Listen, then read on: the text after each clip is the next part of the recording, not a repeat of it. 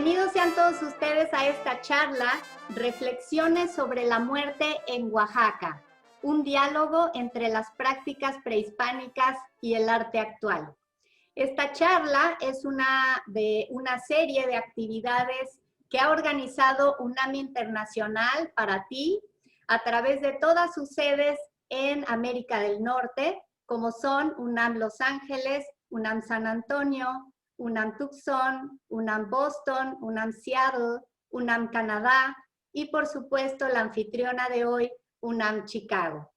Nos acompañan dos investigadores del Instituto de Investigaciones Estéticas de la UNAM con sede en Oaxaca. Ellos son Robert Markens y Hiram Villalobos. Entonces, pues bienvenidos a esta charla y comenzamos. Adelante, doctor Markens. Para mí es un gran gusto también porque siempre me encanta esta festividad, esta fiesta en Oaxaca, donde está altamente celebrado por un lado, y por otro, como historiador del arte con un enfoque en el arte indígena, yo tengo un interés especial en el pasado y el papel de los muertos en la vida de los pueblos prehispánicos de Oaxaca, en especial los zapotecos, los fundadores del gran centro urbano Monte Albán y muchos otros en los valles centrales de Oaxaca.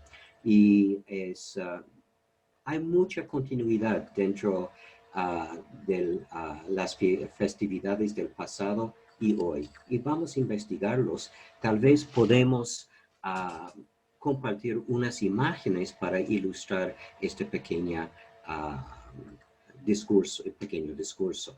Como ustedes pueden apreciar, el título de este pequeño discurso es Los muertos en la vida de los zapotecos en la época prehispánica.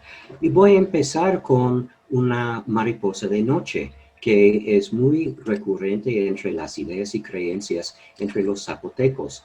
Cuando vean esta mariposa de noche, siempre les da un poco de miedo porque piensan que es una visita de los muertos del inframundo, y hay mucho de este tipo de creencia.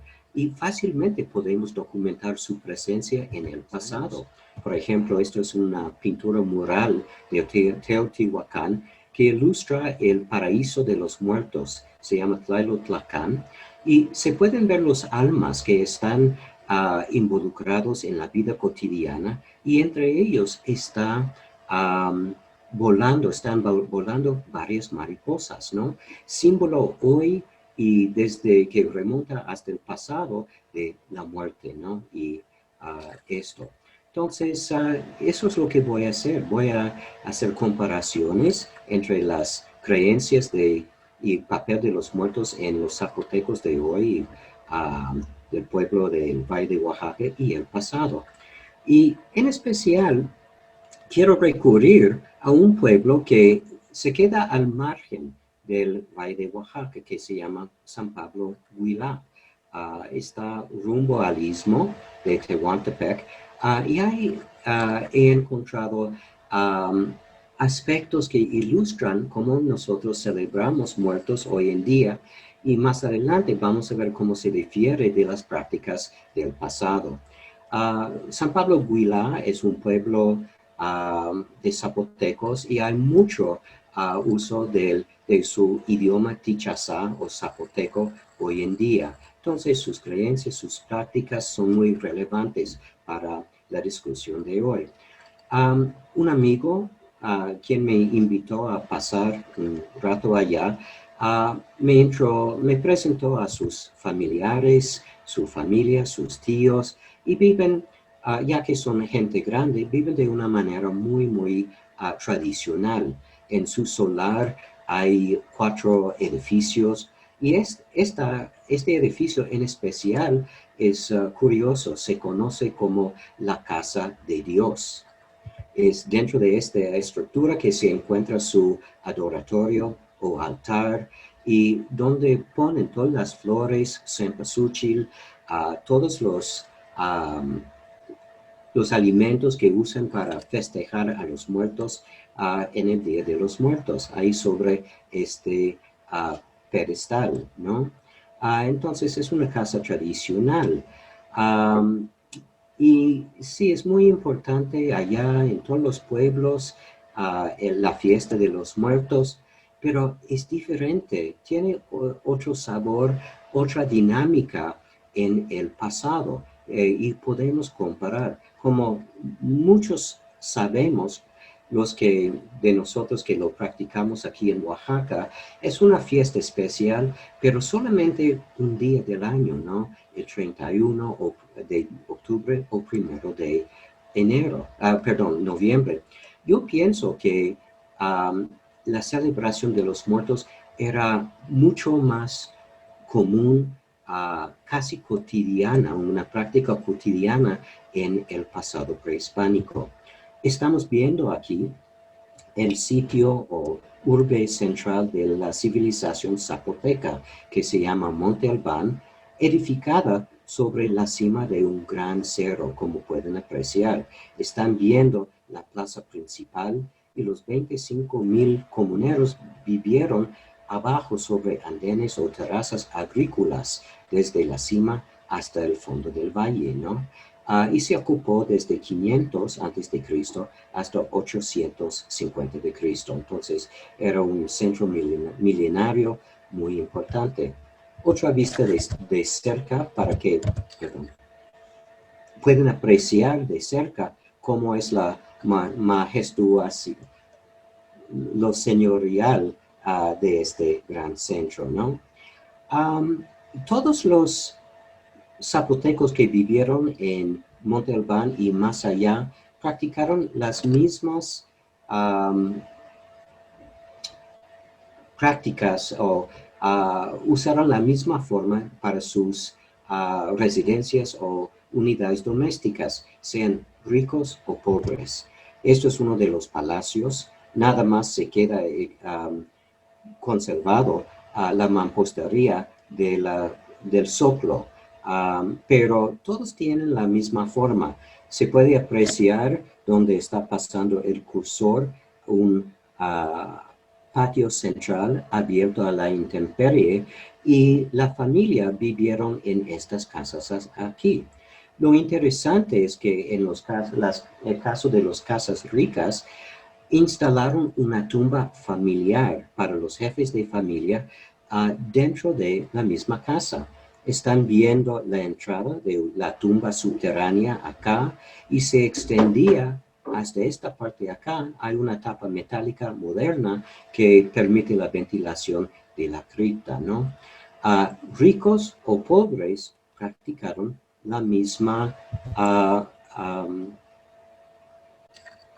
creencia y práctica arquitectónica de construir la tumba familiar abajo. Entonces los muertos siempre estuvieron a la mano.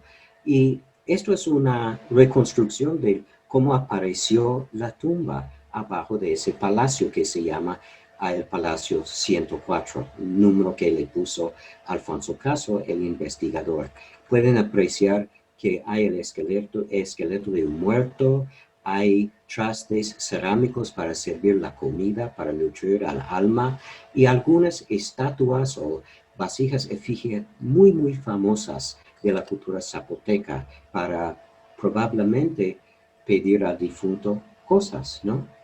Entonces, vamos a simplemente por motivo de comparación a ver lo que era una casa de los comuneros en otro sitio un poquito lejos de Monte Albán, se llama Lambilleco. Pueden apreciar también su trazo del patio cuadrado, y aquí una tumba familiar al igual, alrededor las casas o los cuartos o aposentos para la habitación, ¿no?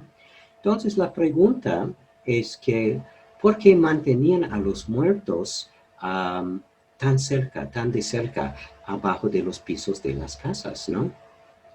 Como podemos apreciar, siempre los restos arqueológicos son muy parciales. Es comparar muchos ejemplares de entierros, tumbas, que sale una imagen o una comprensión más totalizadora. Y lo vemos aquí. Esto es un palacio y nos conduce al porqué de por qué estuvieron enterrados abajo los seres queridos difuntos de una familia. Aquí en este palacio podemos apreciar que precisamente sobre la cripta o el sepulcro hay un gran adoratorio que nos indica que había celebraciones, fiestas, peticiones a los difuntos de una manera casi cotidiana, ¿no? Después de enterrar unos difuntos, esto es la entrada de la tumba, pero después de introducir un difunto, taparon la entrada de la tumba con una piedra grande y rellenaron el espacio con tierra y parcharon el estuco con más estuco fresco. Al contrario, el patio está abierto a la intemperie y durante la temporada de lluvias habría llenado con agua. Entonces, los difuntos siempre estuvieron abajo, pero precisamente sobre el espacio en donde yacen, practicaban peticiones a ellos.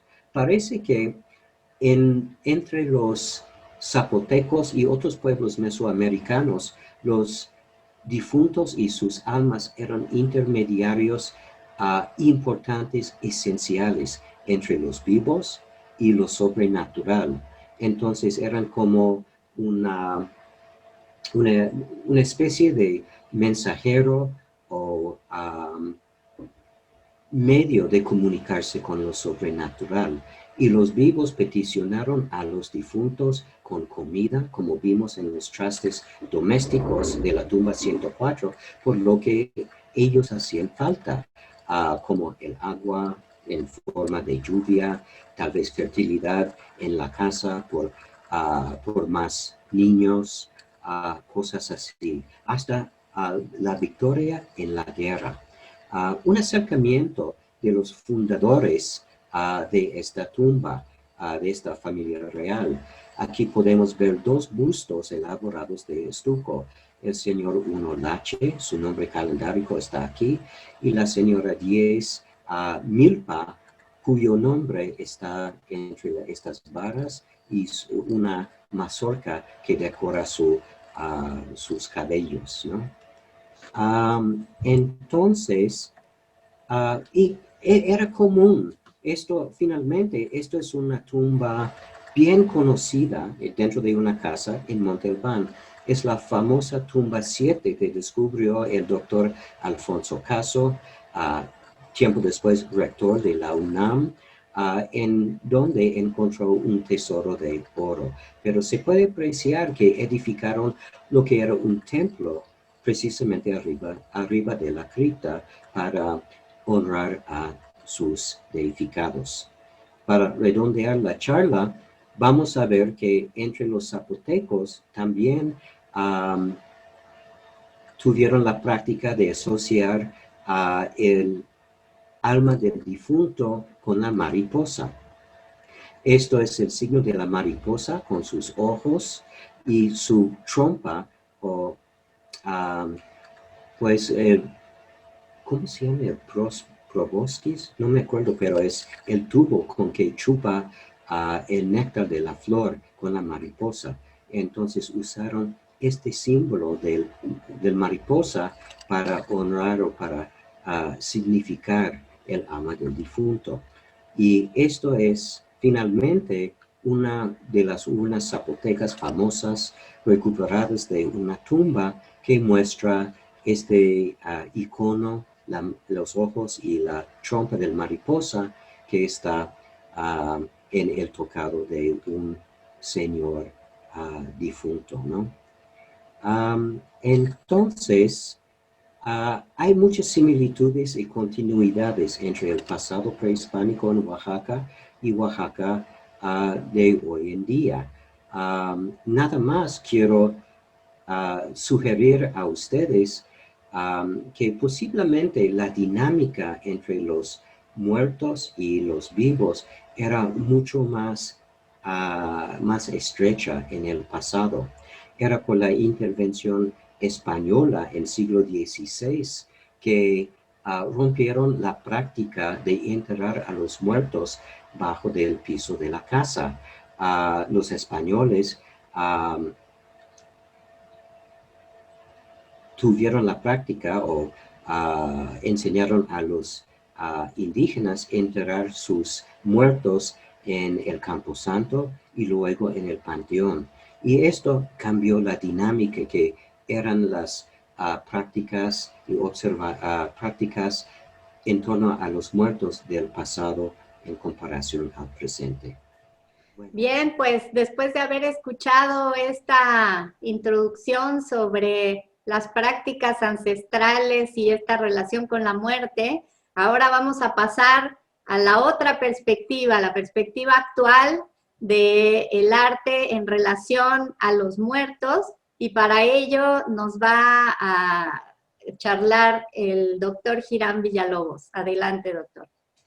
Bueno, muchas gracias. Quiero agradecer profundamente a Erika y a Salvador por estarnos apoyando y por habernos invitado, y sobre todo a las instituciones encargadas de esta serie de conferencias, específicamente a la UNAM y especialmente a la UNAM Chicago. Como les había comentado Robert Markens, ahora en México y en particular en Oaxaca, en estas fechas, se vive el tiempo del Día de Muertos como una festividad. Es decir, entre el juego, la fiesta, la broma y al mismo tiempo la solemnidad y la tristeza por la ausencia de los amigos y familiares.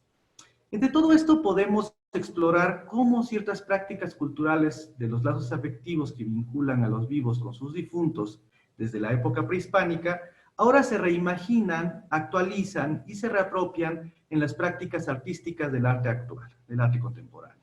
Específicamente, yo les presentaré la obra del artista juchiteco Sabino Guizu, o Sabino López, que pasa de los materiales, símbolos e iconografía relacionada con la muerte y con los muertos, de estos muertos emblemáticos, para su reflexión intelectual y también a los ritos funerarios prehispánicos zapotecos en este año en específico, el 2020, como parte de su homenaje al artista Francisco Toledo a un año de su muerte.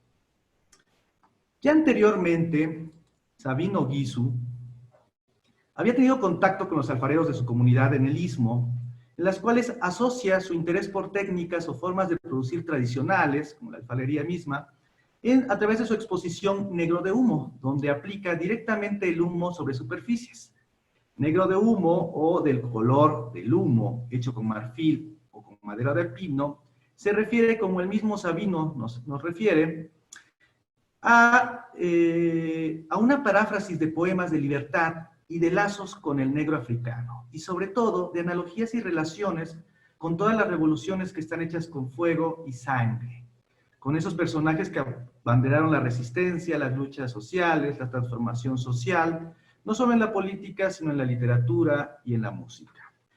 En este indicador del fuego, el humo, que está o que pasó, hay una denuncia de la esclavitud, la dominación, la explotación y el genocidio, y una demanda por la libertad. Aquí el humo estampado es la impronta de lo que se fue, la huella del fuego, de la revolución y el cambio que se prendió por la chispa de sus actores sociales.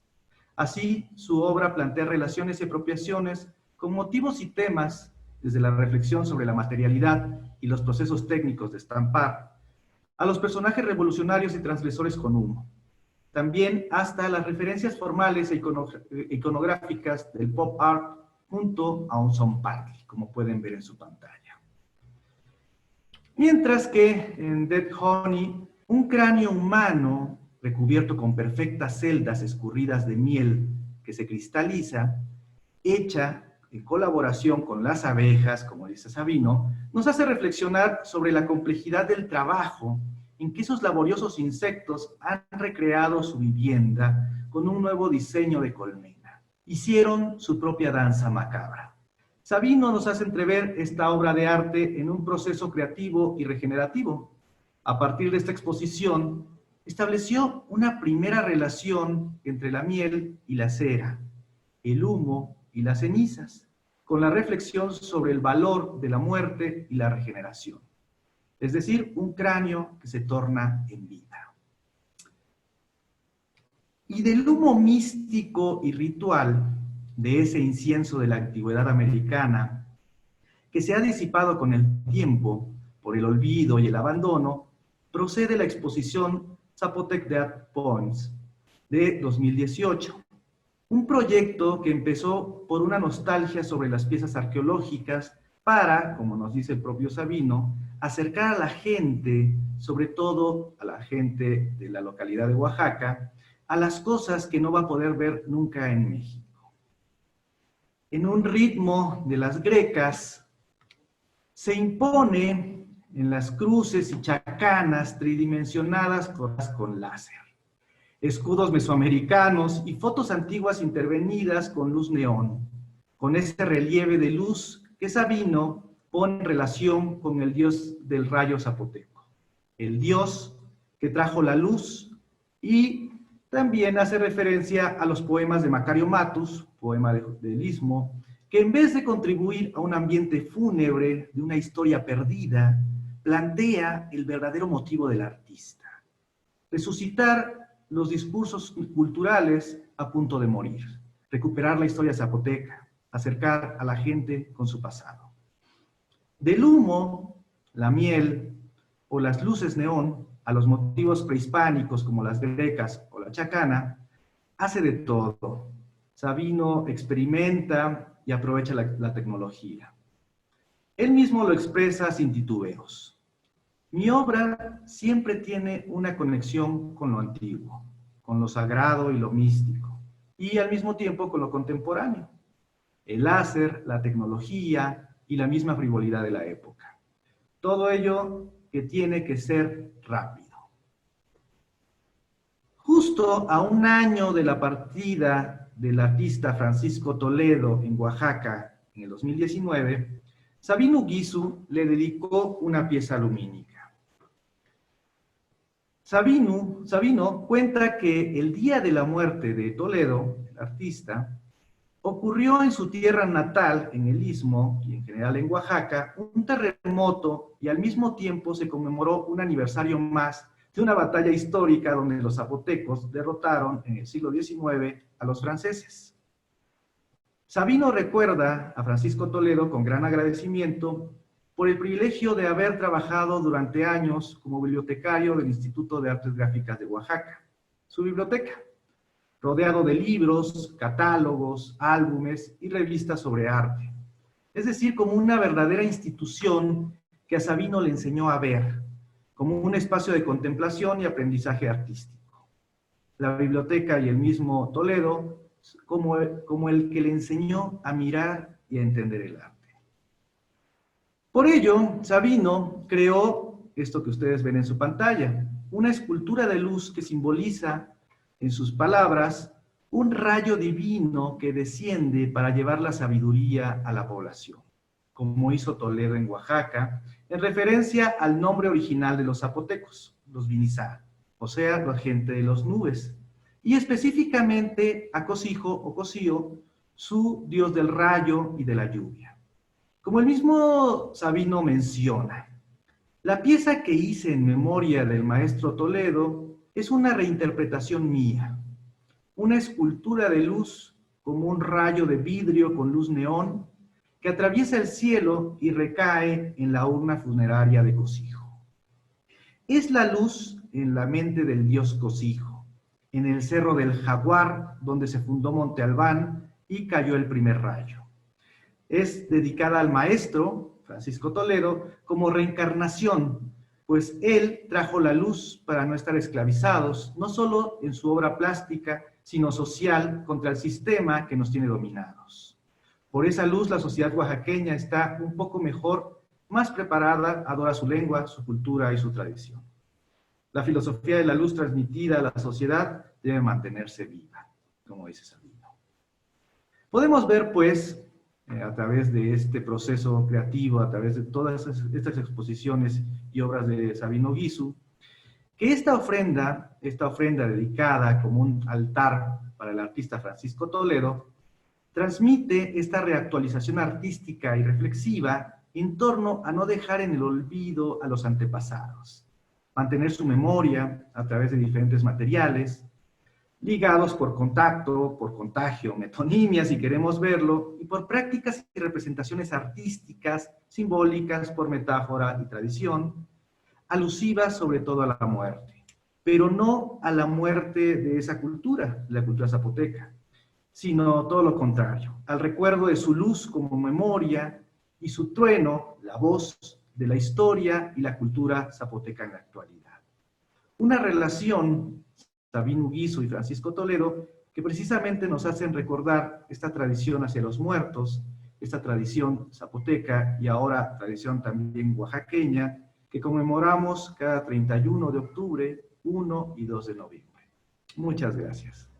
Y bueno, pues ha sido muy interesante ver estas dos perspectivas, la ancestral, la actual, y pareciera que se tiende un puente entre las dos donde nos brincamos toda la herencia europea, colonial, y se conecta el arte actual con el arte prehispánico.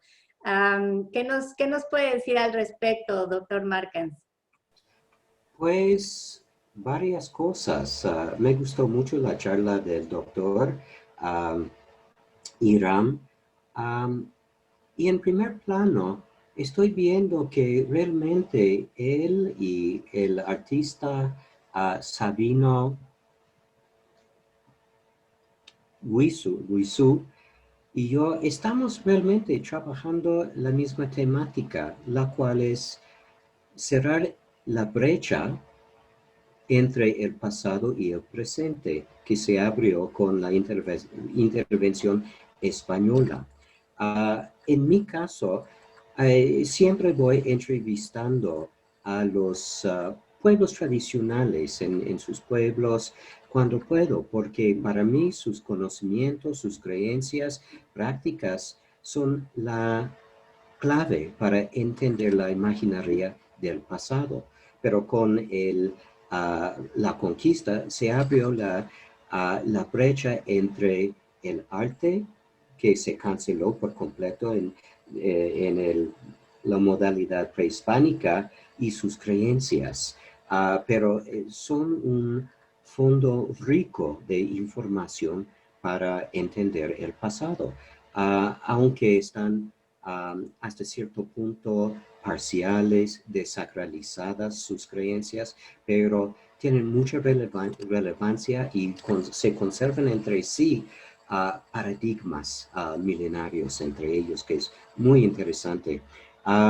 Otra cosa que me fascina es el uso del humo, de que habló Hiram, porque es algo que transciende, indica una transformación, y no solo se usó el humo en cocer la cerámica del istmo tradicional en estos momentos, pero es también el tipo de cerámica netamente zapoteca a través de los siglos. En Monte Albán, la cerámica fue cocida en un ambiente reductora, así que quedó manchada de humo. Es la firma zapoteca de cerámica. Entonces, el artista Sabino escogió bastante bien. Hiram, ¿tus observaciones? Bueno, a mí me encantó también tu presentación, Robert, y precisamente como tú dices, me parece fantástica esta relación que tenemos desde las expresiones prehispánicas, y que como tú dices, realmente no se ha perdido del todo este llamado del rescatar o de revitalizar, hasta podríamos decir, en el siglo XXI. Estas tradiciones tienen más que ver un poco con los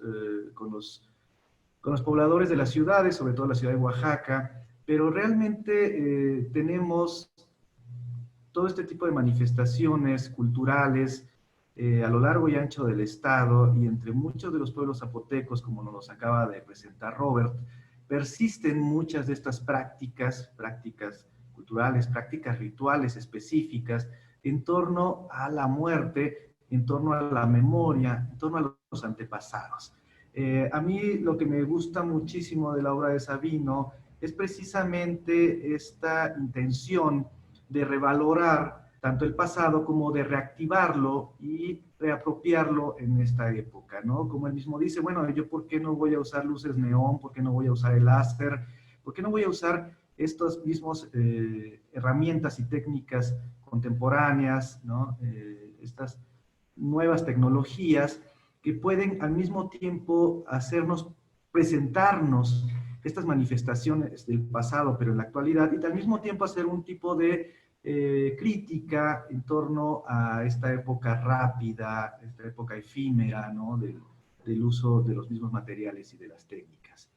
También me gusta mucho cuando vemos, ahorita cuando nos exponía Robert Montalbán, pero también esta relación un poco escabrosa, así que un poco ligándole al tema, o más bien un poco complicada en la interpretación de Mitla, ¿no? O del Mictlán, como también se supone o muchos han pensado, ¿no? En esta relación precisamente con los muertos. Y también una cosa que mi estimado Robert conoce muy bien y ha estudiado perfectamente, que es precisamente la greca, ¿no? Entre estas posibilidades que da en este repositorio de la greca por antonomasia, que es Mitla, y al mismo tiempo esta manifestación que puede hacerse como vida o como el mismo dios del rayo, y a lo que Robert precisamente nos puede comentar más. Pues la greca es como el humo, en el sentido de que es polisémico y tiene referentes a muchísimas casos, muchísimas cosas. Ah, tanto que nos hipnotiza un poquito. No sé si todos saben exactamente de lo que estamos hablando, pero la greca escalonada es un elemento artístico, un diseño que consiste en dos elementos, un cuadrado, un espiral cuadrado y una línea escalonada.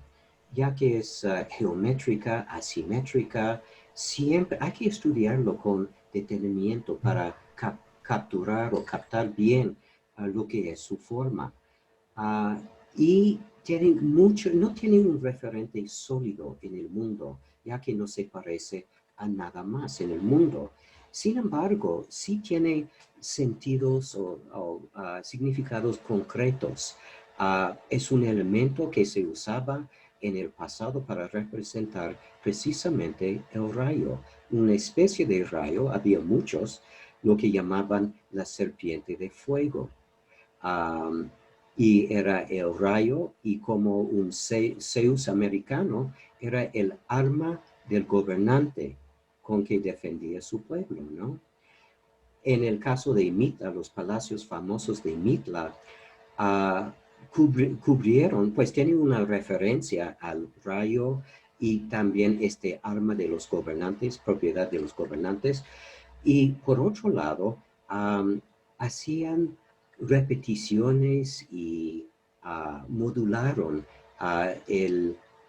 la greca en las fachadas de los palacios, creando en sí fachadas casi hipnotizantes, sin un significado exacto, porque ya que disociaron la línea escalonada del cuadrado, también hace referencia a los templos, las nubes que contienen el agua y la serpiente. Total que hay que entrar en otra discusión de cómo sirvieron estos palacios, porque no tienen un significado solo. Tampoco tiene la greca un significado solo, pero parece que era una invitación al visitante, a una manera de seducir al ojo y la mente para entrar en un juego de lectura de qué quiere decir exactamente las fachadas. La idea era atraer a los religiosos, a los pueblos religiosos, entrar en el ámbito para participar con ganas en lo que era lo principal, un rito encabezado por el gobernante y el sacerdote. Pues yo entré en un rollo que no anticipaba, pero ahí está para dar un sentido más amplio a la greca.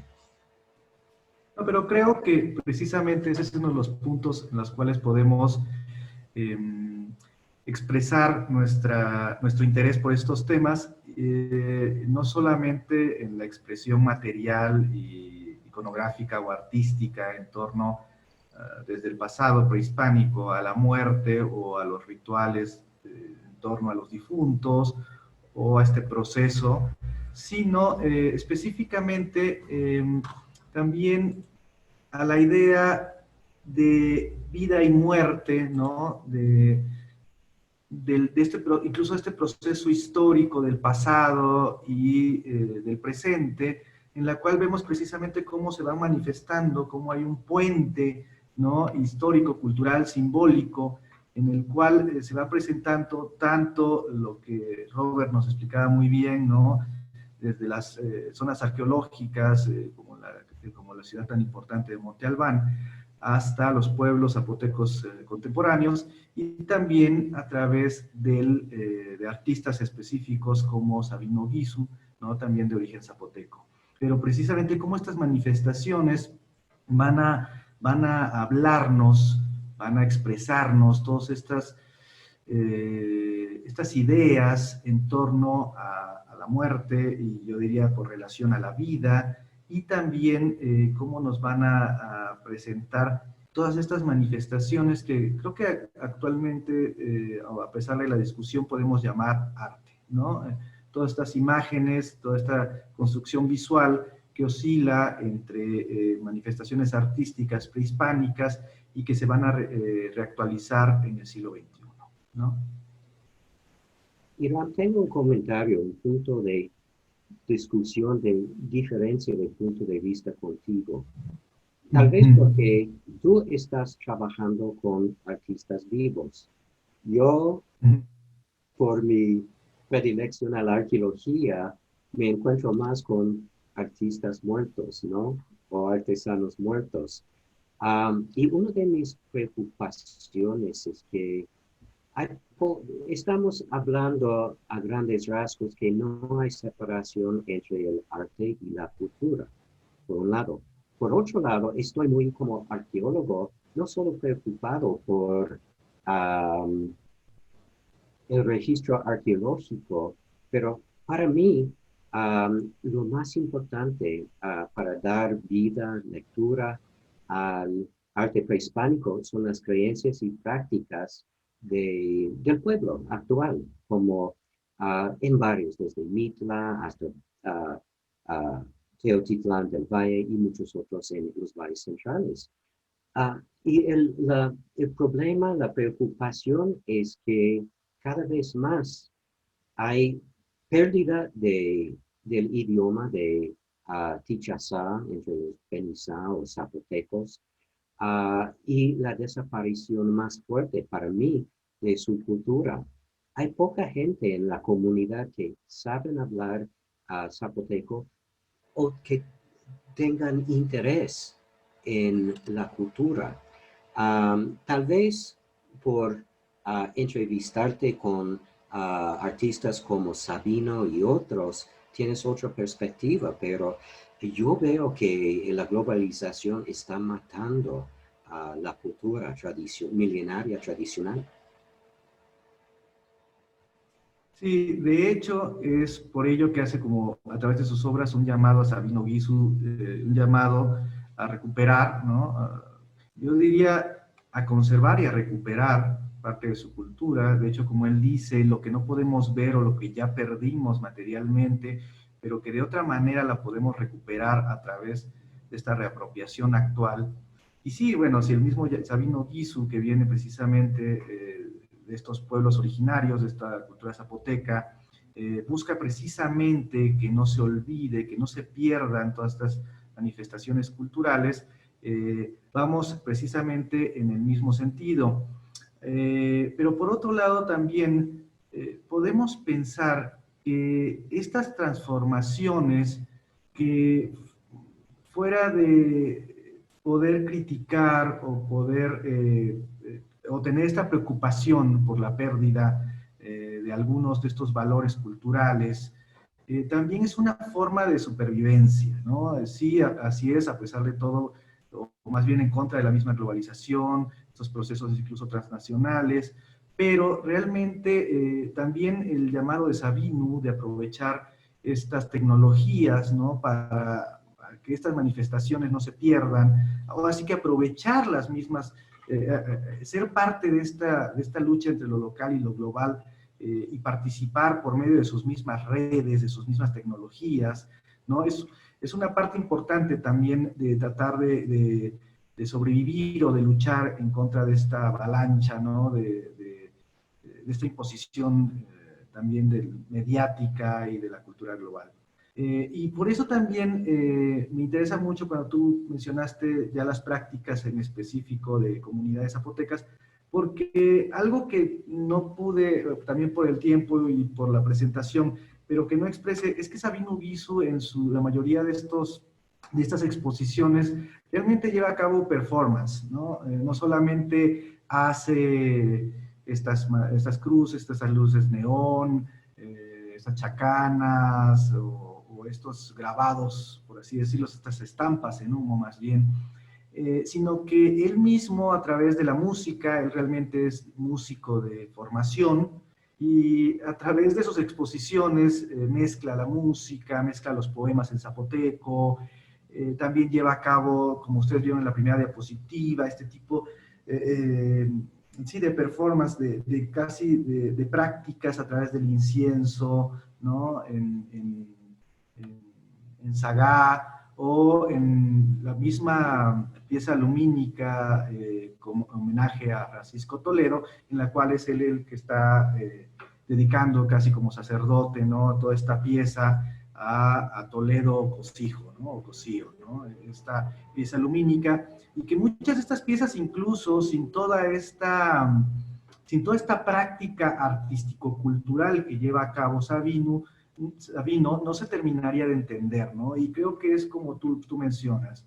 No solamente son las piezas, no solamente son los objetos, sino es todo en torno, ¿no? Es arte y vida, esta relación de la praxis vital, es decir, de un arte que está inmersa en una vida cultural específica, en este caso en los zapotecos, y que por eso mismo el mismo Sabino trata de manifestar a través de estos performances, de estas revitalizaciones de prácticas sociales, culturales, ¿no? Manifiestas en las mismas obras artísticas, ¿no? A través de estos incenciarios, a través de incluso ya de unos collages actuales y globales a través de la música, luces neón, todo esto que podría tal vez salir de lo estrictamente tradicional. Creo que es una forma también, como el mismo Sabino lo plantea, ¿no? De reactivar y de que permanezcan tanto las obras, los objetos, incluso de origen prehispánico, hasta las prácticas culturales, ¿no? Él mismo dice que en uno de sus viajes veía que en otros lados había anillos de las culturas nativas, había diferentes objetos, digamos ya decorativos o corporales, y que él dijo, bueno, ¿y nosotros por qué no estamos en comunión, no? O estamos en relación con nuestra cultura incluso a través de estos objetos más cotidianos, ¿no? Y entonces se da la tarea incluso de llevar a cabo estas piezas, estos anillos, estas pulseras, que están en relación con la cultura zapoteca y que obviamente tratará de darle un significado, ¿no? Tanto de origen prehispánico como contemporáneo. Muy interesante, muy interesante. Y me pone a reflexionar sobre una pregunta o un asunto pedagógico. Está impregnadas sus obras de arte con significados que son muy recónditos, especiales, que no están dentro del dominio de todos. Yo creo que el maestro Sabino necesita a ti que expongas sus significados en sus exposiciones del arte. Eso es otra pregunta. Es hipnotizante mucho de su arte, como las grecas de Mitla, am, pero sus significados son, no sé si están accesibles a todos. ¿Qué opinas? Es complicado, recordemos que precisamente es una de las problemáticas del arte contemporáneo, ¿no? Del arte actual. Sí. Yo te diría que estamos en ambas líneas, ¿no? Por un lado, se presentan como tales, es decir, hay grecas, está Cosijo, está Mitla, sí, o sea, podríamos decir que de manera evidente, si lo puedo decir de esta manera, se presentan estas imágenes del pasado, ¿no? Esta actualización y reapropiación de las imágenes que tenemos en torno a las zonas arqueológicas, en torno a las piezas, y que posiblemente nos hacen rememorar ese pasado e identificarnos con ello. Pero sí, del otro lado también, posiblemente, como tú mencionas, todas estas significados profundos o estas explicaciones que Sabino nos trata de dar, ¿no? Nos trata de impregnar a través de su arte, no necesariamente van a ser accesibles a todos. Yo tendría cierta duda, la verdad es que no puedo opinar precisamente porque abordo la obra de Sabino, ¿no? Pero sí, efectivamente, por ejemplo, en la de Negro de Humo o en la de Dead Honey, ¿no? Posiblemente hay una complejidad, ¿no? Más fuerte, hay una densidad comunicativa que no necesariamente, y peor, en una primera impresión uno va a entender, ¿no? Posiblemente en esta dinámica del arte contemporáneo, en la cual el texto o el discurso del artista nos ayuda a terminar de anclar la idea con los objetos, pero que a fin de cuentas creo que en la obra de Sabino podemos ir tejiendo precisamente esta red densa de significados, de ideas, y que nos ayuda a identificarnos con una historia en particular y que no solamente va a quedar, al menos como yo sostengo, que no queda en una serie de imágenes que pueden quedar como afiches, ¿no? Como unos carteles propagandísticos de Mitla o una bonita luz de on que rodea una columna, sino que efectivamente está tratando de incluso perturbarnos, ¿no? De llamarnos la atención. O sea, ¿por qué un tubo de luz neón rodea una columna de Mitla que posiblemente algunos hasta nos chocará, ¿no? O sea, ¿por qué? ¿Qué cosa tan fea? Pero no es eso, sino precisamente ahí es donde incide, ¿no? El arte, en la pregunta, en la reflexión y en profundizar tanto en nuestra opinión de esos objetos, de estas imágenes, de este pasado, como esa presentación actual, ¿no? E incluso si nos incomoda, efectivamente el artista habrá caído, habrá llegado a su objetivo. No necesariamente tendría que manifestar del lleno su idea, sino de incomodarnos o por lo menos de mover un poco esta reflexión en torno al pasado. Muchas gracias, doctor Márquez, doctor Villalobos. Creo que esta última reflexión es muy importante porque es lo que le da sentido a este tipo de charlas que hemos hecho con ustedes, los investigadores, que tienen esta dimensión pedagógica que mencionaba el doctor Márquez, ¿no? El podernos explicar, ayudar a comprender tanto los conceptos, la espiritualidad, la relación con la muerte y la vida, y a través del arte también, y lo que está sucediendo en las ciudades, pues necesitamos la mirada de ustedes para poder comprender un poco esto y que nos ayuden también a comprender a los artistas que están. Entonces es un trabajo de equipo en el que entre todos pues redimensionamos la comprensión del arte oaxaqueño y de todas estas relaciones que se establecen, en este caso, con la muerte. Y bueno, pues les agradecemos muchísimo esta conversación. Muchas gracias también a todos los que nos han acompañado. Y bueno, no sé si quieran hacer un comentario final para cerrar este programa. Pues yo con gusto, sí, ha sido un placer de dialogar con todos ustedes y estoy muy contento por el espacio que nos brindó ustedes, Erika y Salvador, para poder exponer sobre un tema que es de mucho interés para México y los latinos viviendo en Estados Unidos. Agradezco nuevamente todas sus finas atenciones. De mi parte, igualmente, ¿no? Quiero agradecerles muchísimo tanto a las instituciones, a la UNAM y a la UNAM Chicago en especial, y a ustedes, a Erika y a Salvador, también a mi estimado Robert por esta rica e interesante charla, ¿no?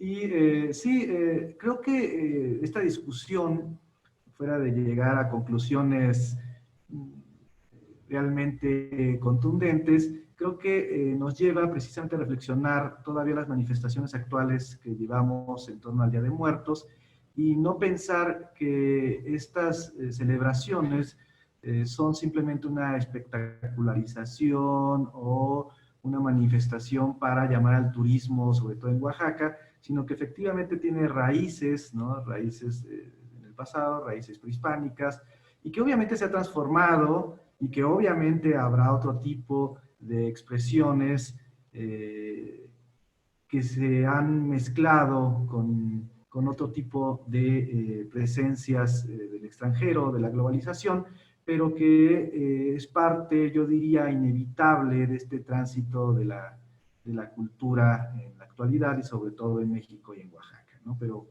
bueno, ha sido un placer y les agradezco de nuevo. Gracias a ustedes, gracias a todos los que nos acompañaron, gracias al Instituto de Investigaciones Estéticas de la UNAM con sede en Oaxaca, gracias a Spanish Public Radio por su participación también en este programa y nos vemos en la siguiente. Gracias. Gracias. Adiós.